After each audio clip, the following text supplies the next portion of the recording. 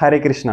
दोस्तों, आज मेरी आपसे एक छोटी सी रिक्वेस्ट है कि इस वीडियो को जितना हो सके उतना शेयर करें। आप व्हाट्सएप ग्रुप में शेयर कर सकते हैं, कहीं और शेयर कर सकते हैं, ताकि लोगों तक इस्कॉन, जिसका पूरा नाम है international society for Krishna consciousness, के बारे में फुल डिटेल इन्फॉर्मेशन लोगों तक पहुंचे। कि आखिर इस्कॉन क्या है, ये कैसे काम करता है, किसने इसकी शुरुआत करी और इसकी शुरुआत आखिर कब हुई।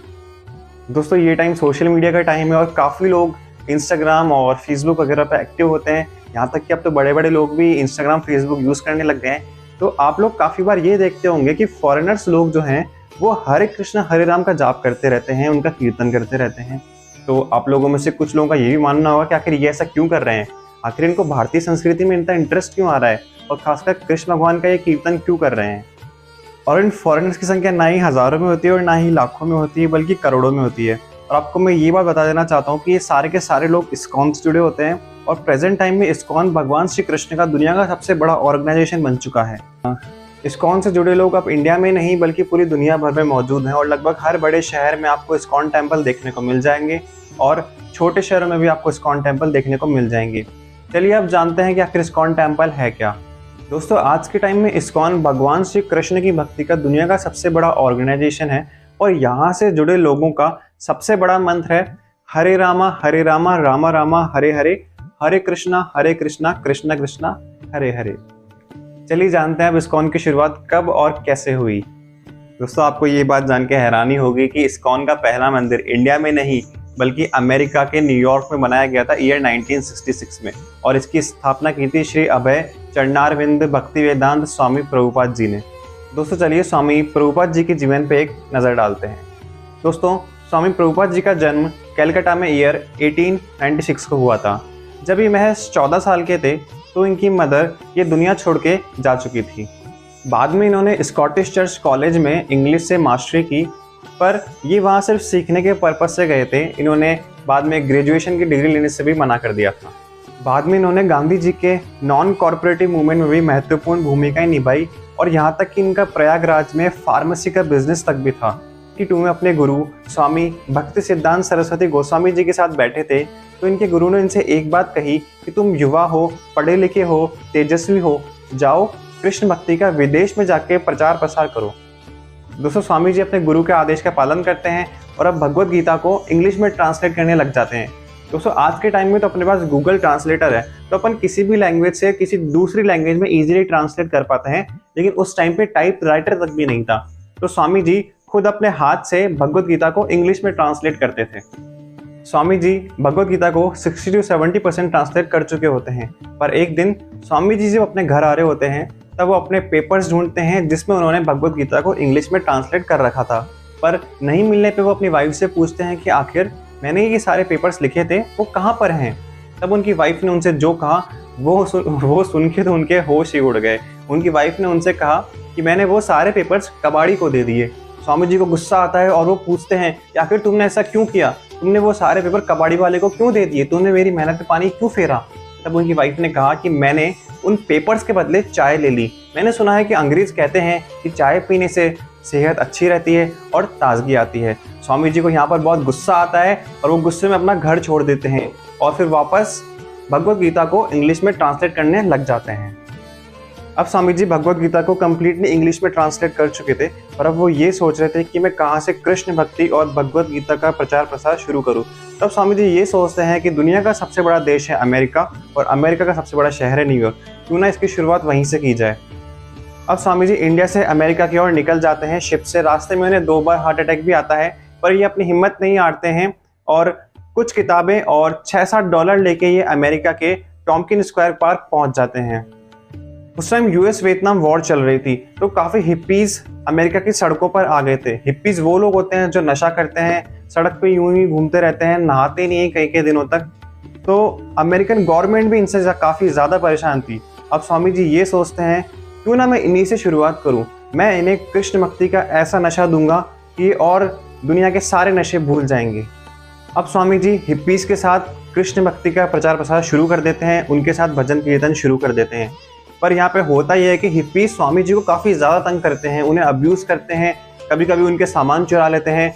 पर स्वामी जी उनके लिए खाना बनाना, सुबह शाम उनके लिए खाना बनाना और उनके लिए गुलाब जामुन बनाना यहाँ तक कि वो सुबह शाम उनके साथ भजन करते थे और उन्हें कुछ नहीं कहते थे। इससे धीरे धीरे करके सारे हिप्पीज स्वामी जी की ओर इन्फ्लुएंस हो गए, उनसे प्रभावित हो गए और उनके साथ भजन कीर्तन करना शुरू करने लगे। स्वामी जी के साथ भजन कीर्तन और भगवत गीता का ध्यान करने से सारे हिप्पीज स्वामी जी के स्टूडेंट बन जाते हैं और स्वामी जी अब उनसे कहते हैं कि मैंने तुम्हें भगवत गीता सिखा दी है, जाओ अब तुम दुनिया में जाओ और भगवत गीता का प्रचार प्रसार करो। स्वामी जी इस दौरान 8 से 10,000 अपने स्टूडेंट बना लेते हैं और उन्हें दुनिया के अलग अलग कोनों में भेज देते हैं। जैसे कुछ को इंडिया भेज दिया, कुछ को यूरोप भेज दिया, कुछ को ऑस्ट्रेलिया भेज दिया, कुछ को साउथ अफ्रीका भेज दिया, कुछ को साउथ अमेरिका भेज दिया। ऐसे करके पूरी दुनिया में कृष्ण भक्ति और भगवत गीता का प्रचार प्रसार शुरू हो जाता है। और स्वामी जी इस दौरान लगभग 6 करोड़ किताबें पूरी दुनिया भर में डिस्ट्रीब्यूट करते हैं जो कि भगवत गीता की होती है और कृष्ण भक्ति से रिलेटेड होती है। तो ये सारी किताबें बेचने के बाद जो फंड आता है उससे स्वामी जी वेस्ट वर्जीनिया में न्यू वृंदावन करके इस्कॉन टेम्पल की स्थापना करते हैं, जो कि दुनिया का सबसे पहला टेम्पल होता है जिसको 1968 में बनाया जाता है। और अगले 5-6 सालों में ही स्वामी जी ने 6 कॉन्टिनेंट में 108 इस्कॉन टेम्पल्स की स्थापना करी। उस टाइम कम्युनिकेशन काफ़ी स्लो था, ना ही मोबाइल फ़ोन थे और ना ही कोई दूसरे संसाधन थे। तो स्वामी जी लेटर लिख कर अपने स्टूडेंट से टच में रहते थे, उनसे कांटेक्ट में रहते थे। तो सोचो उस टाइम कम्युनिकेशन कितना स्लो होता था, तब भी स्वामी जी ने 6 कॉन्टिनेंट में 108 मंदिर बना दिए। स्वामी जी ने इस उम्र में भी 15 बार वर्ल्ड टूर किया और दुनिया के अलग अलग देशों में इस्कॉन टेम्पल की स्थापना करवाई। अब स्वामी जी की उम्र काफ़ी ज़्यादा हो चुकी थी, उन्हें दिखने में और लिखने में काफ़ी ज़्यादा परेशानी होने लग रही थी, पर इसका मतलब ये नहीं उन्होंने हिम्मत हार दी। स्वामी जी डिक्टाफोन का यूज़ करते हैं और भगवत गीता को वापस ट्रांसलेट करना शुरू कर देते हैं। दोस्तों यहाँ पर मैं एक बात बता देना चाहता हूँ कि स्वामी जी ने सारा का सारा काम सिर्फ 12 सालों में किया। 1965 में वो न्यूयॉर्क आए थे और अभी 1977 चल रहा होता है। एक बार स्वामी जी जब भारत आते हैं तो वो अपने क्रिश्चियन स्टूडेंट्स के साथ जगन्नाथ पुरी जी के दर्शन करने जाते हैं, परंतु वहाँ के पंडितों ने उन्हें आने से अंदर मना कर दिया।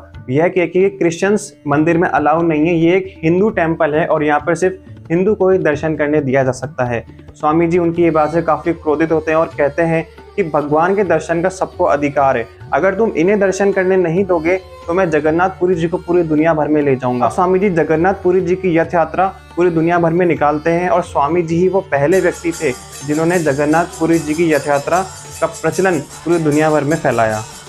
पर स्वामी जी यहाँ रुकते नहीं है, उन्होंने जितना भी मंदिरों से फंड आया उससे उन्होंने world largest vegetarian food relief programme चलाया जिसका मोटो होता है फूड फॉर लाइफ। इससे लाखों लोगों को फ्री में खाना खिलाया जाता है। आप लोगों ने स्टीव जॉब्स की ग्रेजुएशन स्पीच तो सुनी होगी जिसमें उन्होंने कहा कि मैं खुद हर संडे चल के जाता था और हरे कृष्णा विलेज में खाना खाता था। And I would walk the 7 miles across town every Sunday night to get one good meal a week at the Hare Krishna temple. I loved it. दोस्तों आज के टाइम पे 15 लाख से ज़्यादा सरकारी स्कूल के बच्चों को mid day meal ISKCON temple से बना के दिया जाता है। यही नहीं, यहाँ तक कि बड़ी बड़ी यूनिवर्सिटीज़ जैसे यूनिवर्सिटी ऑफ कैम्ब्रिज में भी भगवत गीता कंपलसरी कर दी गई है, क्योंकि ये आपको मोरालिटी, वैल्यू, एथिक्स और पर्सनल ग्रोथ जैसी चीज़ों में काफ़ी ज़्यादा हेल्प करती है।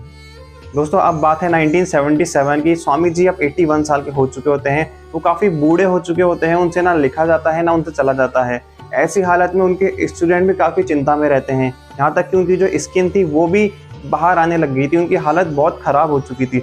परंतु स्वामी जी यहाँ पर भी भगवत गीता को ट्रांसलेट करना नहीं भूलते हैं और डिक्टोफोन से कंटिन्यूसली भगवत गीता को ट्रांसलेट करने में लगे रहते हैं।